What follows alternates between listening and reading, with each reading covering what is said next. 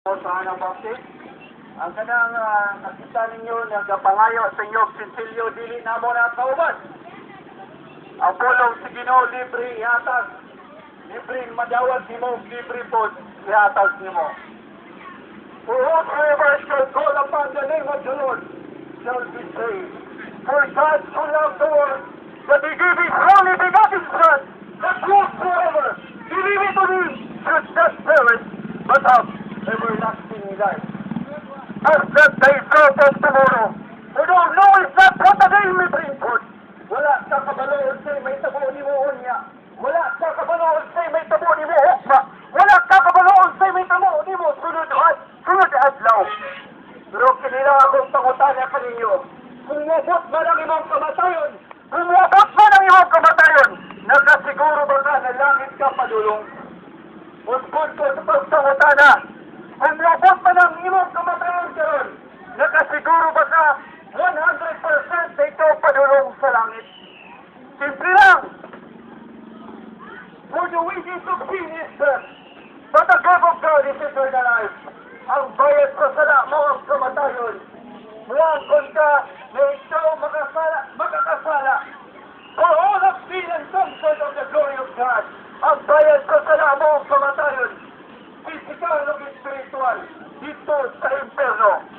Kung ikaw mag-ato sa impyerno, hindi lang isang adlaw ka dito.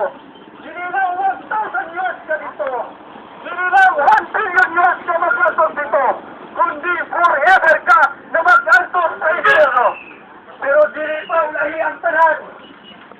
But God commended His love toward us, in that while we were yet sinners, Christ died for us. Ibig sa ikaw ang mag-antog sa imong sala. Ibig sa ikaw ang magbayad sa imong sala. Ibig sa ikaw ang iyaksang sa cross. Si Jesus Christ, yan sa kalibutan.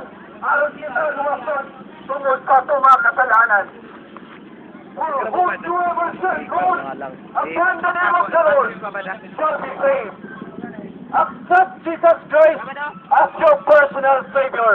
Accept Jesus Christ as your personal Savior. Luwatas si Jesus Christ ng imong bugtong magluwas.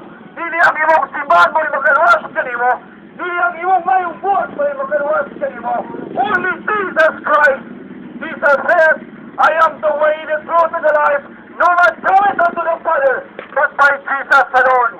Usbon ko, dili ang imong simbahan, dili ang imong kakalingon, kundi si Jesus Christ lamang ang makaluwas kanimo. Accept Jesus Christ as your personal Savior. Believe on the Lord Jesus Christ, and thou shalt be saved. Tuloy si Jesus Christ na siyang namatay sa krus tungkol sa mga kasalanan. For whosoever shall call upon the name of the Lord shall be saved. Dili pa ulahi ang tanan na may time din ikaw na mag-iusol. If we confess our sins, He is faithful to forgive us our sins. Mag-iusol sa mga kasalanan. Una, accept Jesus Christ as your personal Savior. Believe on the Lord Jesus Christ, and thou shalt be saved. Confess your sins, God has forgiven you.